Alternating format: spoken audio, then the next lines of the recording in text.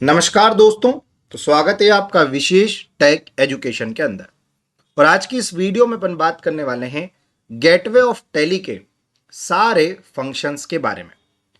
तो अब gateway of tele आपको तो पता ही होगा, ये रहा आपके सामने। अब ये जितने भी ऑप्शंस यहाँ पे हैं, जैसे create, alter, chart of account, voucher, day book, ये जितने भी ऑप्शंस हैं, तो इन ऑप्शन से क्या होता है वो आज अपन इस वीडियो में बात करने वाले हैं। तो चलिए वीडियो को स्टार्ट करते हैं। तो सबसे पहली बात तो ये जो गेटवे ऑफ टेली है, ये एक प्रकार का अपना गेट है, एक प्रकार का अपना दरवाजा है जिसके अंदर जाके अपन अपने पूरे टेली को रन करते हैं। अब जिसमें सबसे पहला ऑप्शन अपने सामने आता है क्रिएट का। अब क्रिएट का मतलब क्या होता है? क्रिएट का मतलब होता है बनाना। मतलब आप क्या कर सकते हो कि जैसे ही आप यहाँ पे क्रिएट पे जाते हो और एंटर हिट करते हो, तो यहाँ पे आप क्या कर सकते हो कि टैली के अंदर आप लेजर्स क्रिएट कर सकते हो। यानी कि ग्रुप हो गया, करेंसी हो गई, वाउचर टाइप हो गया, stock group, stock category, stock item, unit, location, GST registration, GST clarification. मतलब आप देखो कि इतनी सारी चीज़ें आपकी टैली की जो भी आपने कंपनी बनाई है, जो भी सेटिंग्स आपने कर रखी है F11 की, उसके अकॉर्डिंग यहाँ पे आपको जो जो चीज़ आप क्रिएट करना चाहते हो वो आप यहाँ से क्रिएट कर सकते हो।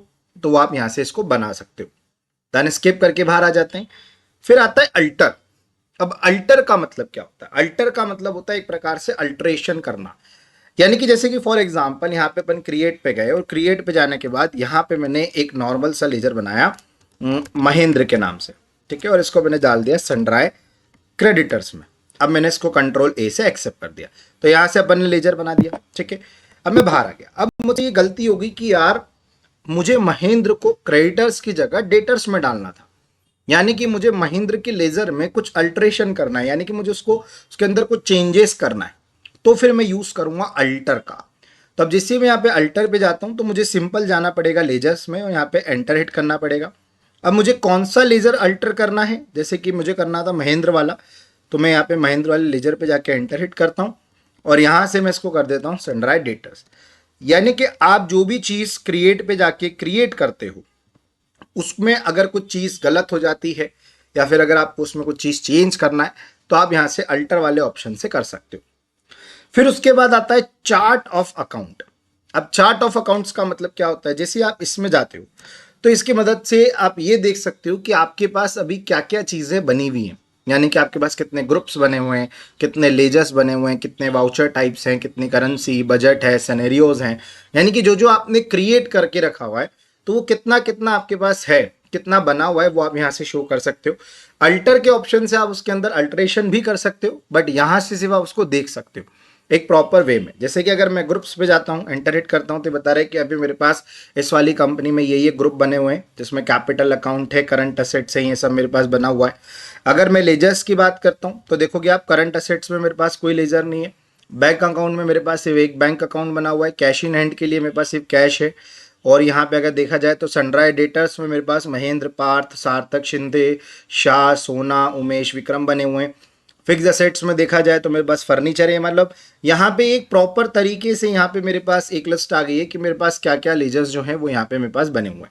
सेम उसी प्रकार से आप वाउचर टाइप देख सकते हो, करेंसी देख सकते हो, आपके पास कितने स्टॉक ग्रुप बने हुए हैं। जैसे मेरी जो ये वाली कंपनी है उसके अंदर एक ग्रॉसरी बना हुआ है। स्टॉक आइटम के हिसाब से देखा जाए तो क्या क्या स्टॉक आइटम बने हुए हैं, ऑयल है, पोहा है, राइस है, शुगर है। यानी कि जो भी स्टॉक ग्रुप है, यूनिट, लोकेशन से जो भी आपने बना रखा है तो आप यहाँ से उसको देख सकते हो। तो ये थे अपने ऊपर के 3 ऑप्शंस। फिर उसके बाद आता है वाउचर, मोस्ट इंपॉर्टेंट ऑप्शन। यानी कि इसी वाउचर के अंदर जाके जितने भी अपने ट्रांजेक्शन्स होते हैं, जितने भी अपने लेन देन की चीज़ें अपन एंट्री करते हैं, रिकॉर्ड करते हैं, वो अपन ये वाउचर के अंदर जाके करते हैं। ये सबसे मोस्ट इंपॉर्टेंट होता है। इसी के अंदर ही अपन मेनली टैली का जो है वो अपन यूज़ करते हो। इसके अंदर जाके ही अपन ये वाले ऑप्शन के अंदर जाके ही अपन यहाँ पे अपने टैली के जितने भी ट्रांजेक्शन्स हैं उसको अपन यहाँ से रिकॉर्ड करते हैं।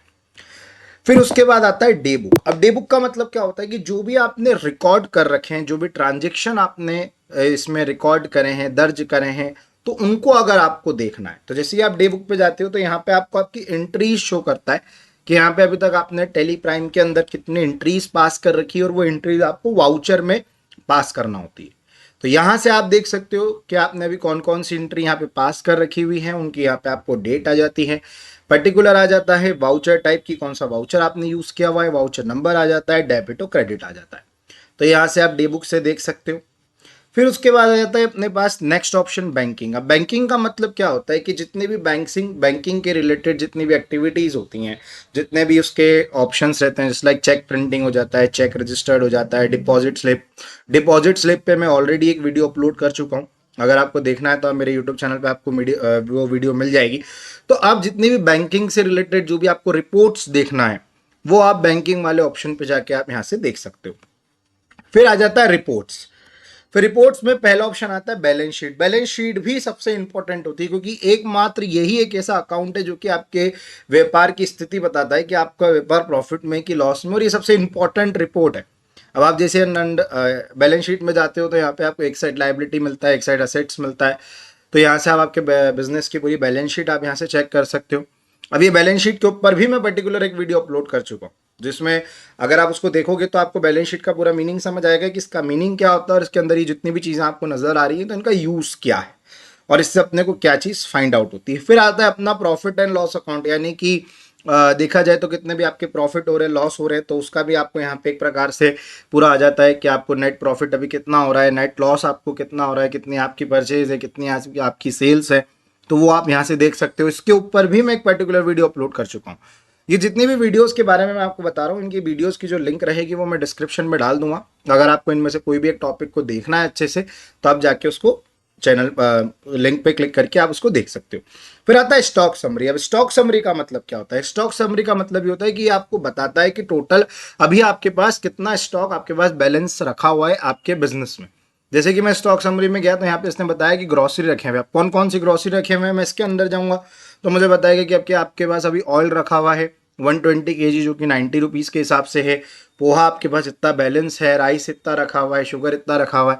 यानी कि आपके बिजनेस में जो स्टॉक की सिचुएशन है, यानी कि स्टॉक आइटम की माल की जो सिचुएशन है, कितना माल आपके पास बैलेंस रखा हुआ है। फिर जब आप इसके अंडर में जाते हो तो यहाँ से आपको इनवर्ड आउटवर्ड भी नजर आते हैं, कितना माल आपने परचेज किया, कितना आपने बेचा।